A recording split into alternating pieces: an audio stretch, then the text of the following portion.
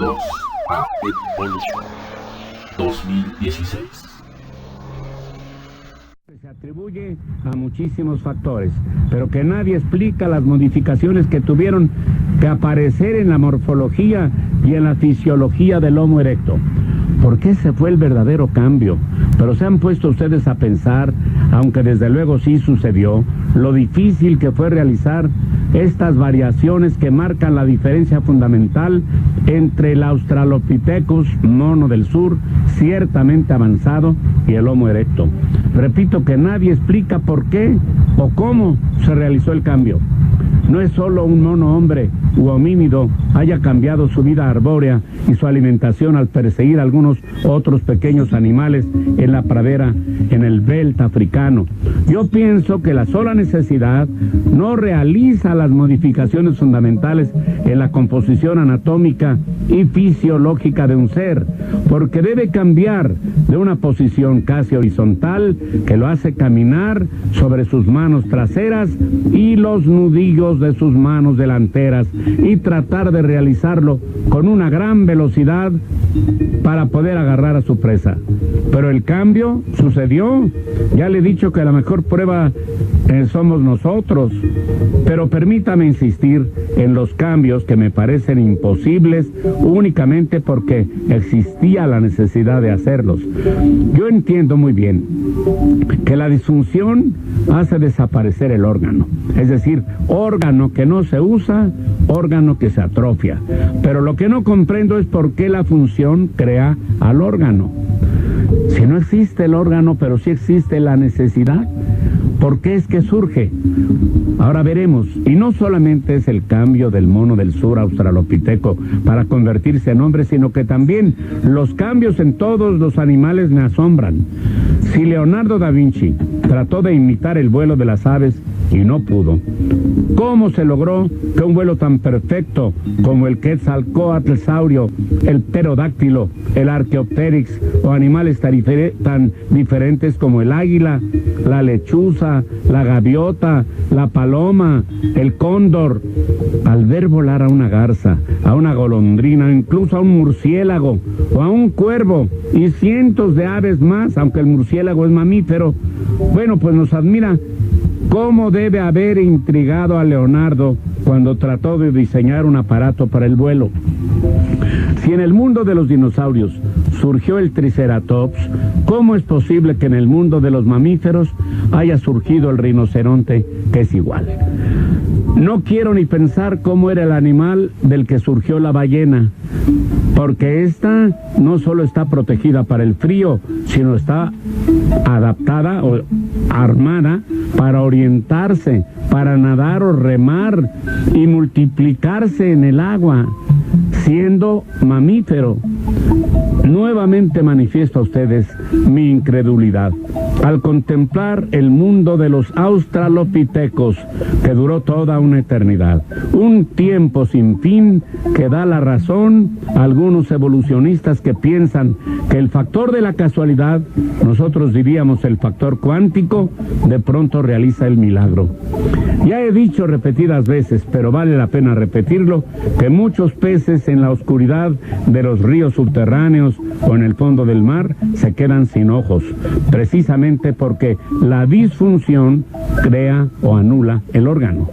Pero ¿cómo se explica usted que casualmente en otros lados, en otros casos, alguien o algún factor dispone que surja el pez linterna, que puede iluminar su entorno en muchas formas? Pero esta desesperanza de tratar de comprender por qué el hombre tardó tanto tiempo en surgir, debe convertirse, y algún día lo será, en algo explicable. Puede haber muchas explicaciones, pero ninguna de ellas nos ha satisfecho hasta la fecha. Según algunos, el cambio en su alimentación de frutas, raíces, tallos, semillas, hojas, por carne, que tenía que cazar o contentarse con la carroña que dejaban los demás animales, no basta para considerar que todo nuestro ser cambió.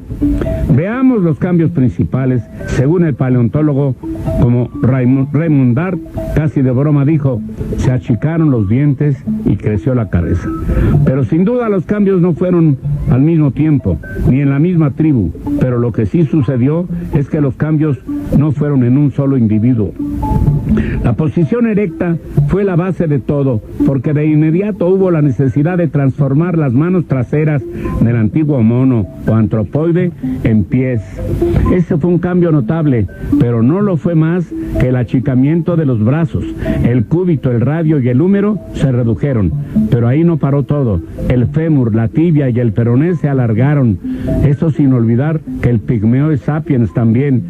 Pero un cambio importantísimo fue en el hueso ilíaco, porque el fémur, la cabeza superior del fémur, no solamente en el que andaba a gatas, por ejemplo, el chimpancé, pues estaba en una posición media a donde se embonaba, y ya en el Homo erecto ya estaba casi en la punta. Así es que esto nos hace pensar, reflexionar. Por ejemplo, el niño de Taung es tan importante por eso, porque prácticamente por ser un niño de 3 años o menos, sus dientes provisionales, que le llaman dientes de leche, ya presagiaban el cambio, independientemente que el niño de Taung, descubierto por Dart en 1923, no tenía marcados los arcos supraciliares, es decir, esas prominencias que estaban arriba de los ojos en los antropoides, en el mundo de los monos, en el Australopithecus e incluso en el Homo neandertalense. Repito que no todos los cambios se realizaron al mismo tiempo, pero se realizaron. Se realizaron y efectivamente, ahí los tienen ustedes. Fue creciendo el cráneo para dar lugar a un cerebro más grande. Los descubrimientos realizados por los Leakey, Mary, Louis, su esposo, Mead, esposa de Richard, eran cabezas de Australopithecus y seguían teniendo los arcos supraciliares macizos, fuertes y prominentes. Recuerda ustedes que Mary descubrió el Deer Boy, Richard en el 4870 y Mead acaba de descubrir el hombre de Viquica, que también es un niño. El Australopithecus tenía una capacidad craneana de 400 centímetros cúbicos, que también era un niño muy pequeño con dientes de los llamados de leche, el Viquica. Al tomar una posición erecta, hubo necesidad de crear el diafragma. Sí, ese músculo que nos hace tener hipo por la diferencia de temperaturas entre el abdomen y el tórax. Porque debemos pensar que cuando el hombre, o mejor dicho, el australopithecido, andaba como a gatas, al cambiar su posición entonces tenía que sostenerse el hígado, los pulmones, el corazón, el páncreas, etc. Realmente pocos paleontólogos han mencionado la creación de este músculo, el diafragma. En el hombre, más no en la mujer, desde luego, se generó el problema de la próstata. Según dicen los urólogos, los problemas prostáticos son debidos a nuestra postura erecta. No se puede entender en otra forma que debe generarse el líquido prostático y darle salida al semen fecundador y tener ahí mismo las vías urinarias. El problema femenino se sitúa prácticamente en las glándulas mamarias, cuya posición firme tiende a caerse por la acción de la gravedad, como lo hemos visto en las tribus de África principalmente, y a las operaciones que hacen nuestros cirujanos estéticos. Pero decía Anaxágoras que la diferencia entre las manos de un chimpancé, de un gorila o de un orangután con las manos del hombre estriba en el crecimiento del dedo pulgar, que automáticamente se hizo oponible a los demás dedos y poder realizar las labores más minuciosas. Decía Anaxágoras que la oposición del dedo pulgar a los demás dedos creó la civilización. Con respecto al cerebro, que es la computadora personal del hombre como especie y naturalmente de la mujer, ha aumentado su peso y su volumen, ha hecho que crezca el cráneo. No estamos diciendo que por ser más grande quiere decir que piense más, aunque en términos generales podríamos afirmarlo. La cabeza de Einstein era más pequeña que la de un Neandertal. Pero todo depende en realidad de la muy especial organización de las neuronas cerebrales hasta ciertos determinados límites de tamaño y de peso. Como ven ustedes, fueron muchos los cambios que se requirieron, ya no digan para el nacimiento del hombre, sino para la simple aparición del Homo erecto. Pero como la aparición del Homo erecto es considerada como la razón principal del surgimiento del Homo sapiens, sí es justo pensar por qué tardó tanto tiempo en realizarse.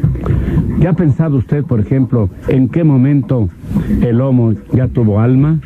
Ese es un verdadero problema. Yo leí un maravilloso libro de un psicólogo que se llamó el libro La demostración científica de la existencia del alma. Y yo preguntaba, por ejemplo, a mis amigos, a los que tenían perros, les preguntaba yo, oye, ¿el perro crees que tenga alma? Los que tenían perro decían, sí tiene alma. Y los que no tenían perro decían, no tienen alma. Bueno, tal vez la razón principal de los 950,000 años transcurridos antes del nacimiento del Homo sapiens pudieron haber sido necesarios en alguna forma para la realización del Homo sapiens, porque no debemos olvidar el Neandertal, debe ser considerado también sapiens. Ya hemos hablado de las aportaciones genéticas de la unión de la mujer Neandertal con el Homo sapiens primitivo, pero ante el casi 1.000.000 de años que nos contemplan, podemos decir que la pérdida del pelaje del Australopithecus, la invención del lenguaje y de las expresiones faciales fue ya algo mínimo en comparación con todas las condiciones que se dieron antes del surgimiento de nosotros. Don Carlos Prieto, en su maravilloso libro, 5.000 años, aunque yo pienso también que al surgir el Sapiens, paralelamente tuvo la necesidad de gruñir.